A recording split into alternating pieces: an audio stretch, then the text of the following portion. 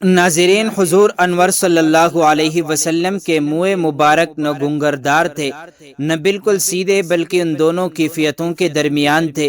آپ صلی اللہ علیہ وسلم کے مقدس بال پہلے کانوں کی لو تک تھے، پھر شانوں تک خوبصورت گیسو لٹکتے رہتے تھے، مگر حجۃ الوداع کے موقع پر آپ نے اپنے بالوں کو اتروا دیا۔ آپ صلی اللہ علیہ وسلم اکثر بالوں میں تیل بھی ڈالتے تھے اور کبھی کبھی کنگھی بھی کرتے تھے، اور آخر زمانے میں بیچ سر میں مانگ بھی نکالتے تھے۔ آپ صلی اللہ علیہ وسلم کے مقدس بال آخر عمر تک سیاہ رہے، سر اور داڑھی شریف میں 20 بالوں سے زیادہ سفید نہیں ہوئے تھے۔ حضور اقدس صلی اللہ علیہ وسلم نے حجۃ الوداع میں جب اپنے مقدس بال اتروائے تو وہ صحابہ اکرام میں بطور تبرک تقسیم ہوئے، اور صحابہ اکرام نے نہایت ہی عقیدت کے ساتھ اس منہ مبارک کو اپنے پاس محفوظ رکھا اور اس کو اپنی جانوں سے زیادہ عزیز رکھتے تھے۔ حضرت بی بی ام سلیم رضی اللہ عنہا نے ان مقدس بالوں کو ایک شیشی میں رکھ لیا تھا۔ جب کسی انسان کو نظر لگ جاتی یا کوئی مرض ہوتا تو آپ رضی اللہ عنہا اس شیشی کو پانی میں ڈبو کر دیتی تھی اور اس پانی سے شفا حاصل ہوتی تھی، بحوالہ بخاری۔ حضور اقدس صلی اللہ علیہ وسلم کے دونوں شانوں کے درمیان کبوتر کے انڈے کے برابر مہر نبوت تھی۔ یہ بظاہر سرخی مائل ابھرا ہوا گوشت تھا۔ چنانچہ حضرت جابر بن سمرہ رضی اللہ عنہ فرماتے ہیں کہ میں نے حضور صلی اللہ علیہ وسلم کے دونوں شانوں کے بیچ میں مہر نبوت کو دیکھا، جو کبوتر کے انڈے کی مقدار میں سرخ ابھرا ہوا ایک غدود تھا۔ لیکن ایک روایت میں یہ بھی ہے کہ مہر نبوت کبوتر کے انڈے کے برابر تھی اور اس پر عبارت لکھی ہوئی تھی کہ اللہ وحدہ لا شریک لہ بوجہ حیث کنت فانک منصور، یعنی ایک اللہ ہے، اس کا کوئی شریک نہیں، اے رسول آپ جہاں بھی رہیں گے آپ کی مدد کی جائے گی۔ اور ایک روایت میں یہ بھی ہے کہ کان نورا یتلألأ، یعنی مہر نبوت ایک چمکتا ہوا نور تھا۔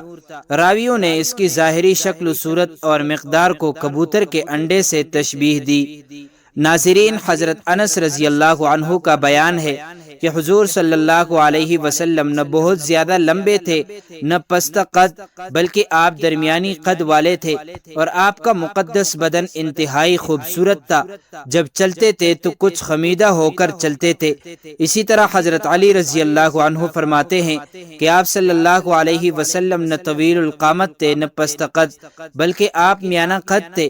بوقت رفتار ایسا معلوم ہوتا تھا کہ گویا آپ کسی بلندی سے اتر رہے ہیں۔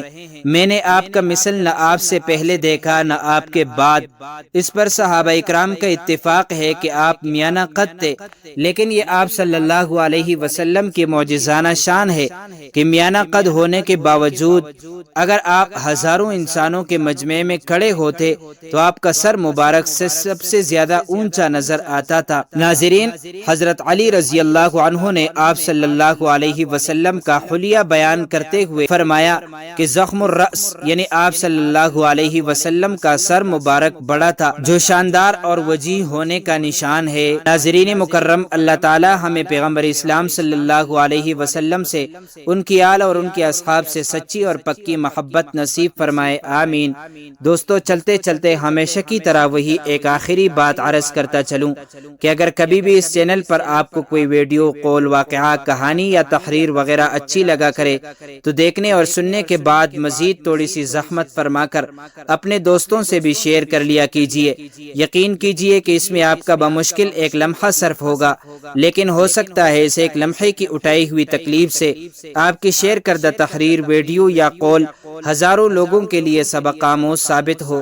جزاک اللہ خیرن کثیرا۔ تو معزز ناظرین، امید کرتا ہوں آپ کو یہ ویڈیو اچھی لگی ہوگی۔ مزید معلومات کے لیے ہمارے چینل کو سبسکرائب کیجیے۔ اگر زندگی کے لمحات مزید باقی رہے تو آپ کے لیے ایک اور بہترین ویڈیو لے کر حاضر ہوں گا۔ تب تک کے لیے اللہ حافظ۔